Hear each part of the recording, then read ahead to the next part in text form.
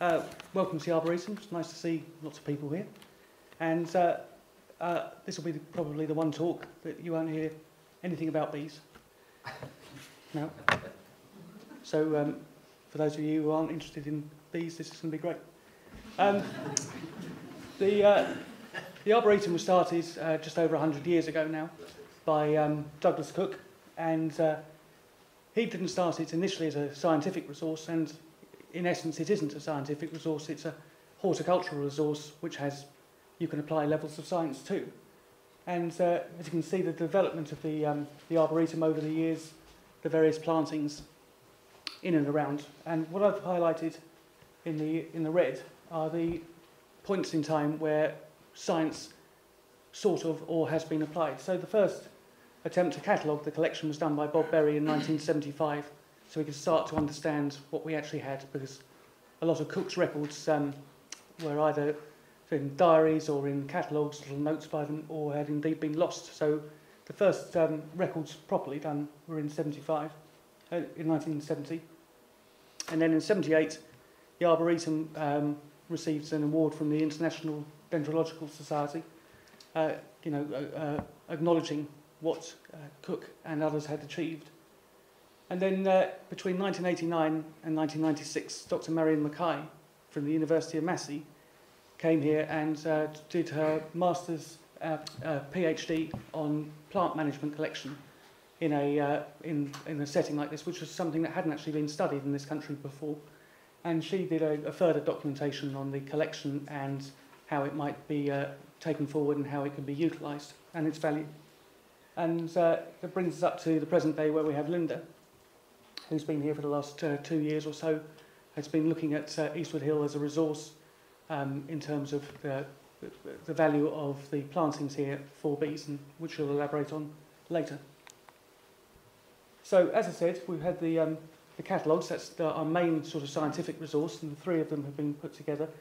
The most recent one was done by a previous curator, Paul Wyman, who mapped the entire collection, and he recorded there were about 4,000.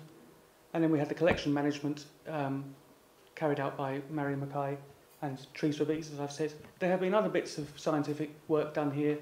Eastwoodhill is the source of Salix maxidana, which was pretty much a saviour for a lot of farms throughout New Zealand. And we've been working with various other institutions for propagation of our rarer plants. So some of the detail about here. There are 139 different plant families. That fluctuates depending on which particular system you choose to operate under, but we try to be up to date, so plant families tend to change or get lumped together.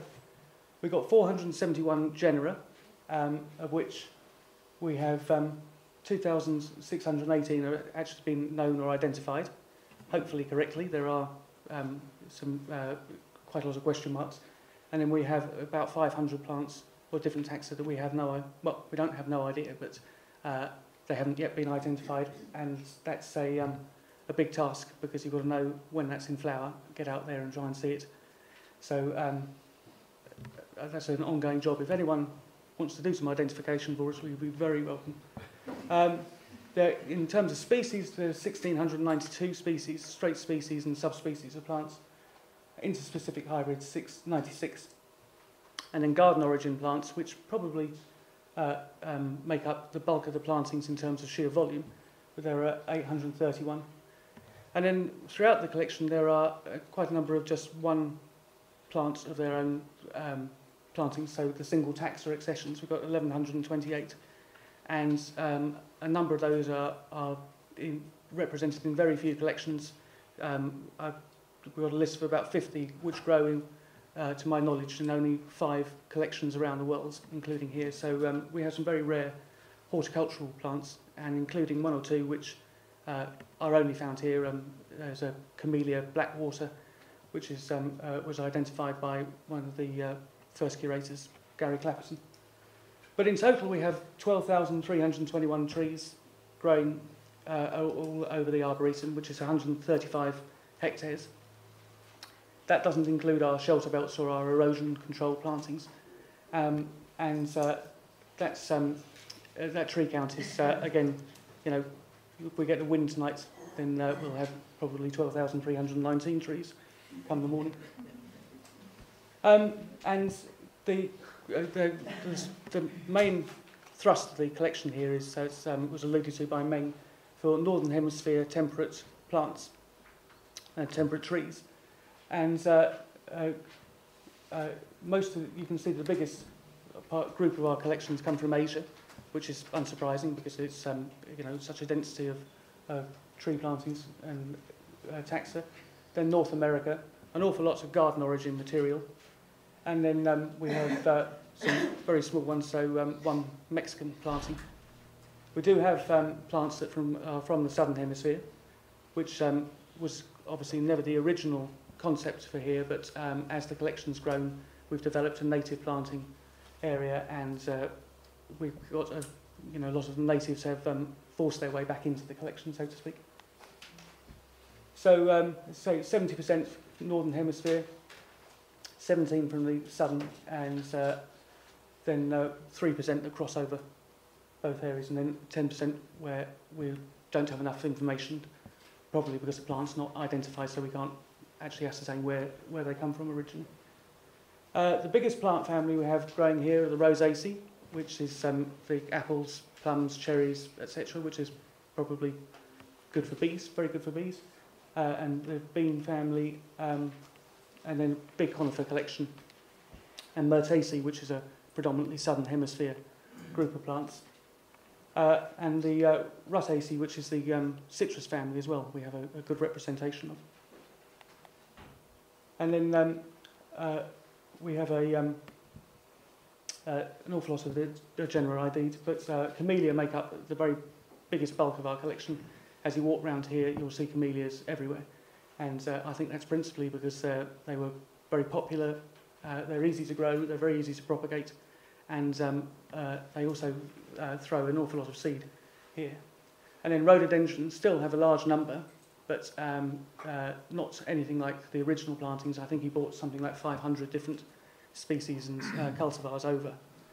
But most of those are now gone over to Pukeiti on the west coast.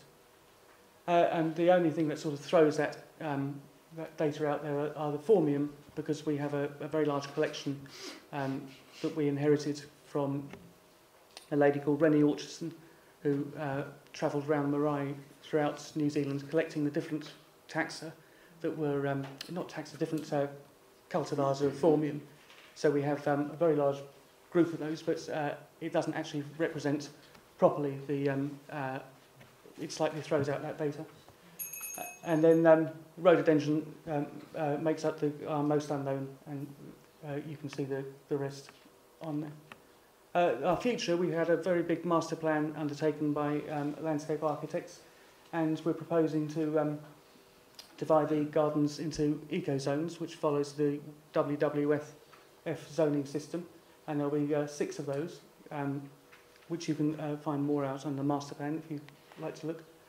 Then we have potential research opportunities. One of the biggest things that we have here is that we have documented trees from over 100 years ago, and of European origin, and looking at the rates of growth here, because the rates of growth in New Zealand are considerably faster than the rates of growth in their natural habitat, because the growing season is so much longer here. We're a site for plant trials. We have done that in the past, and we could do that as well in the future. And we'd like to establish more links with universities.